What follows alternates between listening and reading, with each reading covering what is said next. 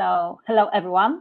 My name is Patrycja Węgrzynowicz, and today I'm going to tell you about the security, or rather insecurity, of JSON Web Tokens. First, a short introduction. I've been doing professional software development for over 20 years. My interests focus on patterns and anti-patterns in software. I work on tools for automated detection and refactoring of software defects, such defects as, among others, security vulnerabilities. So basically, security is my daily job. Let's move to today's agenda. First, a brief introduction to JSON Web Tokens, just for all of us to be on the same page. The key part of today's talk involves 4 demos that reveal some security problems with the spec, the implementation of tokens libraries, or some problems with our applications. There are a number of caveats concerning JSON Web Tokens, and we'll start with the first difficult question, which is, how do we actually pronounce it? And it turns out it's not a piece of cake. As a native Polish speaker, I pronounce it as JWT. In English, I usually hear the pronunciation as JWT, but the RFC suggests the same pronunciation as the English word JWT. By the way, JWT in English means a brief informal note, just as JSON Web Tokens are short, less formal tokens. However, in today's talk, I will pronounce it as JWT. Why? I'm not a native speaker, so I'm not sure whether I pronounced JWT clearly enough. Plus, from my experience, majority of developers are used to JWT pronunciation. So, a JSON Web Token is a set of claims that encode user's identity and usually user's permissions. It also consists of a digital signature to protect its content against tampering. It's always handy to look at some sort of an example. We see that a JSON Web Token is a very long string consisting mostly of letters and numbers. We can recognize 3 parts separated by dots. These 3 parts are a header, a payload, and a signature. All 3 base 64 URL encoded. When we decode these 3 parts, we see that a header and a payload are just JSON strings. The header contains an algorithm used to generate a signature. In our example, it's HS256, HMAC with SHA-256. The payload contains the actual claims of a token. In our example, it contains 4 claims: subject, issued at, issuer, and expiration. And the signature is just a binary content. Here we also see the very first problem of JWT, the lack of confidentiality. The tokens are not encrypted. They are only encoded. So it's easy to decode them and see all data available in claims. Therefore, the first advice, we should avoid enclosing any confidential data in our claims. A JSON Web Token is generated on the server side, then it's stored on the client side, usually in the session storage. Then, with each subsequent request, the token is transmitted to the server, usually as part of the authorization header, as you can see on the screen. Then, on the server side, the token is verified, and in case of an incorrect token, the request is rejected. It sounds very simple. So now it's time for the reality check. let's take a look at some security problems of JSON Web Tokens. Before the first demo, some organizational information. I will need your cooperation during demos. I would like to show a live hijacking of your accounts. So my kind request to you, please go to the demo application, the link available at my Twitter account, and also you can see it on the screen. Please register and log in, and we can start our first demo. So the first demo reveals a problem with the non-algorithm. In JWT spec, there are only two mandatory algorithms. The first one is HS256, and the second one is none. None basically means no algorithm, no signature. I have a demo application prepared. I will show you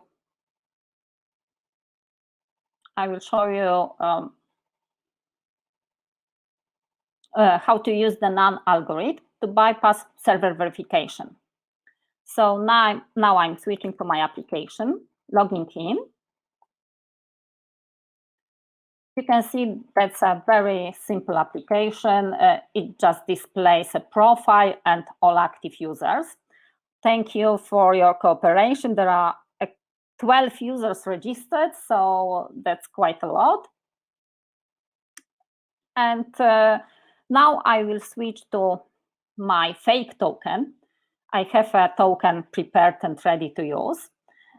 This token uses a non-algorithm, and the subject claim is set to 4. The subject usually identifies a user. In this case, the number 4 is the ID of a user. So for me, it's enough to copy the token, switch back to the application. I've opened the developer's tools in my Chrome browser. You can see that the session storage has one value, a key value pair. It's our token. And now I will replace my token with the one I've prepared for the non-algorithm. Now it's enough to refresh the page. And Jim Gog, your account has been hijacked. Congratulations. So that was as simple as that.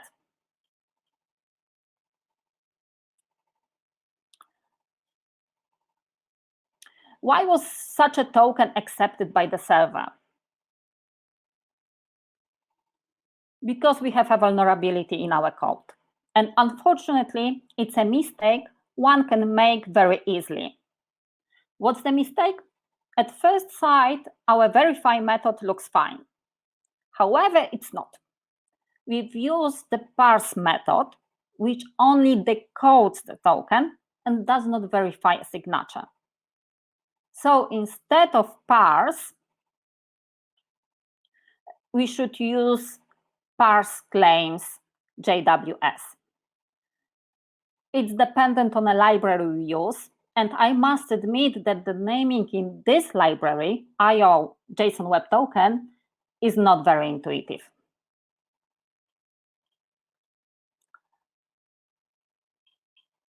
And it's not the only library with the none problem. Check out this entry in National Vulnerability Database. Prime JWT had a similar problem, which was found in 2018, so only 2 years ago. There are 3 main problems revealed by our first demo. The first problem is the presence of the none algorithm in the RFC. I guess that the intent was to use the none algorithm in some sort of a controlled environment, like an internal network. However, even in such cases, it's not recommended from the cybersecurity point of view. The second problem is the misleading APIs in JWT libraries. And the last but not least problem is with us, developers. We often don't read manuals. We use samples found on the internet, so such mistakes tend to happen. To protect our code against such problems, we should understand a library in use. We should check out vulnerability databases, and additionally, in our code, we should require a specific algorithm and a key during verification.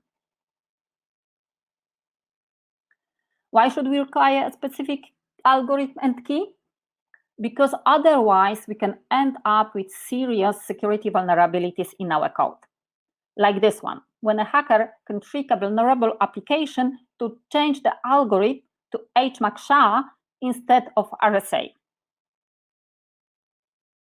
Or another vulnerability where a hacker can provide his own public key for the server to verify a token. And actually, the library followed the standard, and that was the root cause of vulnerability. The standard specifies that a JSON Web key representing a public key can be embedded with the header. That's another problem with the standard. And we should keep in mind the main paradigm of cybersecurity. Never trust a client.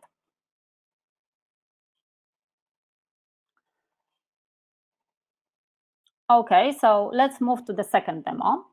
The second demo is a demonstration of a key cracking of HS256. HS256 stands for HMAC with SHA-256, hash-based message authentication with SHA, and the algorithm requires a secret key. It's a symmetric algorithm, which means that the same secret key is used for generation and verification of a signature. And as this is a symmetric algorithm, once you get to know a secret key, you can generate your own tokens to be accepted by the server. So our demo application, now I will log back to my own account. Our demo application uses HS256 as an algorithm. We can check it out on JWT.io page.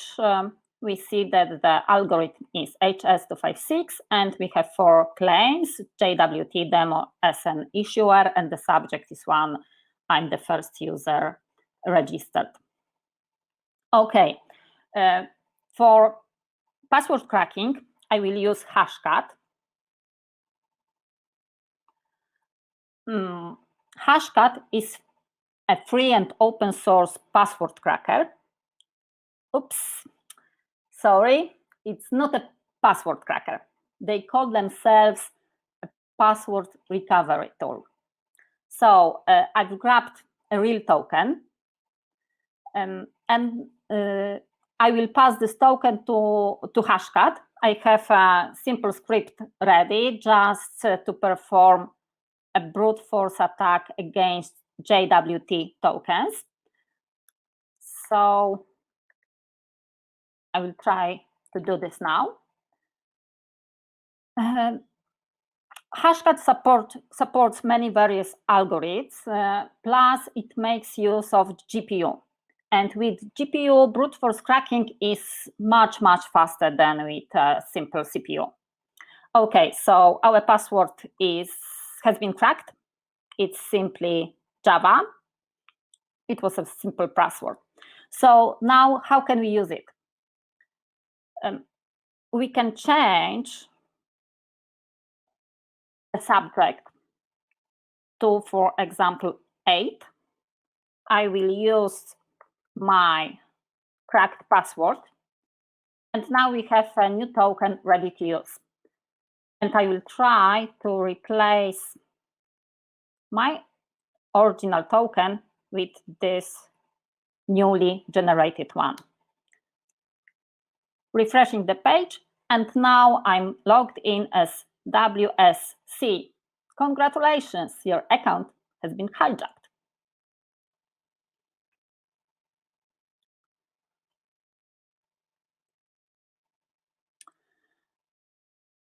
So you can see that on my laptop, which is a MacBook Pro with an i7 processor, and an embedded graphic card, the speed of password cracking was roughly about 5 million hashes per second. So pretty fast. When you use a virtual machine with many GPUs connected, it will be much, much faster.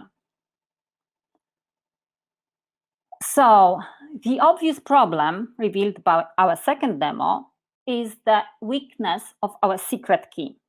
Another problem is that for the key cracking, the hacker needs only one token, and all cracking is done offline, without any communication to the verification server. Therefore, there is no method to detect such a brute force attack, and the victim remains unaware of the attack. And once a hacker knows the secret, he can generate whatever token he desires, impersonating whatever user he desires. And it turns out it's pretty complicated to adjust our keys and algorithms properly, as there are so many algorithms available and different kinds of keys possible. So basically, there are 4 main algorithmic families. The first 2 are the most popular, HMAC with SHA and RSA with SHA. As it comes to HMAC with SHA, the recommended key length is as long as the length of the hash. So for HS256, at least 32 bytes. It's worthwhile noting that it's a symmetric algorithm, so the shared key is used for a generation as well as for the verification of the tokens. Therefore, in case of a scalable infrastructure, the secret key must be present on each server. So when one server is compromised, the entire system is compromised. In case of RSA, the recommended key length is 2K bits at a minimum. RSA is an asymmetric algorithm, so it uses a separate public and private key, and only authentication servers store the private key, and verification servers use only the public key. So therefore, the attack surface in such a case is decreased when we have a scalable infrastructure. In my third demo, I will steal one of your tokens by packet sniffing. So I will log into my server. It's hosted on Oracle Cloud. I'm already logged in. I will run TCP dump. I have a simple script ready to use because TCP dump is pretty complicated to use. You have to set up a lot of different parameters. Okay, so I'm running TCP dump and looking for a bearer keyword.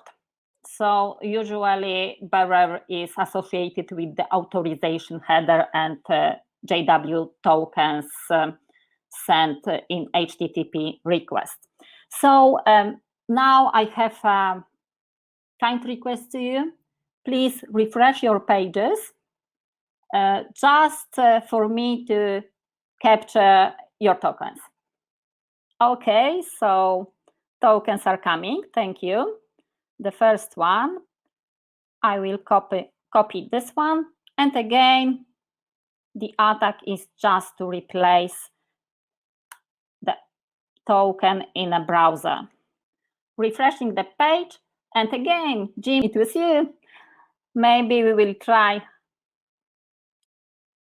another token just to hijack another user.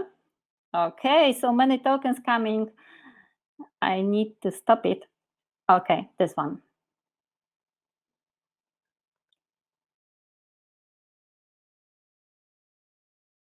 Okay, random guy 1, 2, 3, 4, 5. Thank you for your cooperation.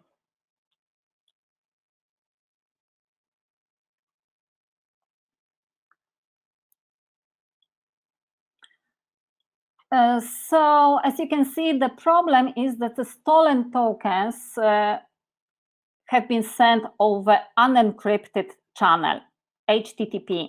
So such packet sniffing can be done on each server the packet comes through.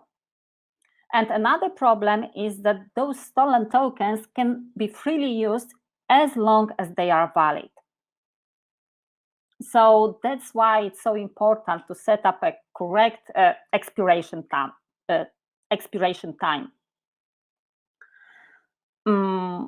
Okay, so in our fourth demo, we will use an XSS vulnerability to steal a valid token. We will switch to HTTPS version of our application. And we will exploit a stored XSS which is present in the home page field. So I'm switching to HTTPS version. I will post a link on my Twitter account.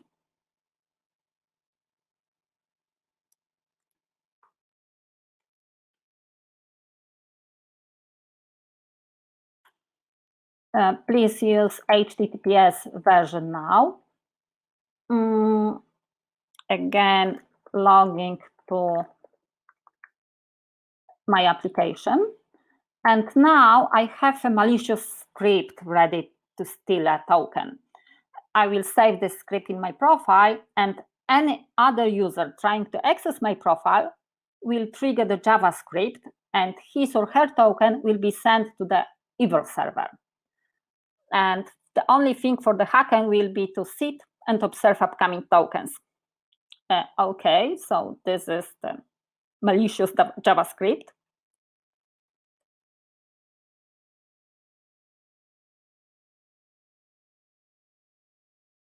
I will update my profile, and now when you refresh the page, you see that under my name there is a link. When you click this link, okay, the script is nice enough to inform that your JWT has been stolen. So please click the link, and I will observe the upcoming tokens. I'm logged into my hacker server. Please click my Patricia's profile on the active users list, and we will see the token coming to the evil server. Okay, so some new tokens coming in. Let's copy it and replacing my original token, refreshing the page, and I'm logged in as John. So thank you, John. You've been the first to click the link.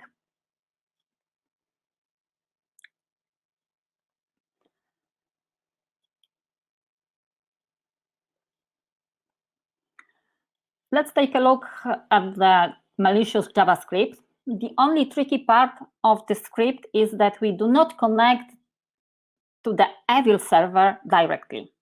We connect via loading the link as an image source. This way, we bypass the same origin policy implemented in browsers. So the problems with our fourth demo. Obviously, we have an XSS vulnerability in our applications, and there is no way to block access to session storage from JavaScript. So the best way to avoid such problems is to avoid XSS. Also, we can consider using a hardened cookie as a storage mechanism for JWT.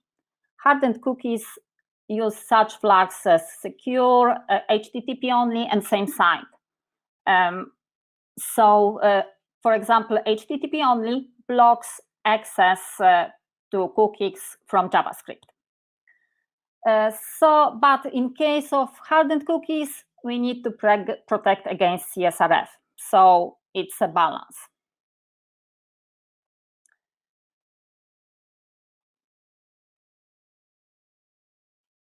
And to protect against token sidejacking, OWASP provides a solution based on a random secure value sent in a token as well as in a hardened cookie. So if you want to know more about the solution, please go to the OWASP web pages and see that yourself. So this is only the tip of an iceberg when it comes to JWT security. In addition to algorithms, implementation, protecting against eavesdropping, XSS, we should consider logouts and timeouts as basic hygiene for safe applications. And unfortunately, JWT does not provide any built-in feature to revoke a token or expire a token after inactivity period. So again, it's for us developers to implement those things correctly.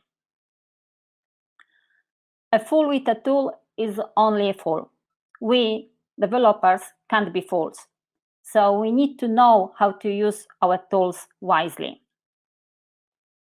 The fundamental paradigm of development is continuous learning. So as developers, we must keep learning. So thank you. That's all for today. Thank you for your cooperation. And now it's time for your questions. Thank you so much, Patricia. We have one question that came on Twitter that I find very interesting. Can we bring that up, please? Yeah, there we go. Question for JDConf: sounds like JWT tokens are fairly susceptible to offline attacks, packet sniffing. What are the thoughts on recommended time validity length for a JWT token? I would say those are quite similar to cookies timeouts. It's like 3 or 5 minutes for important applications and up to 30 minutes for regular applications. Plus, we can also consider implementing solution with refresh tokens, access tokens, and refresh tokens. So those actual tokens can have very short validity period, like 3-5 minutes. And then we use refresh token just to refresh and obtain another access token. That's interesting. Thank you. Thank you, Jim Gold. He is live tweeting and live asking, live blogging about JDConf, and thank you so much for the question.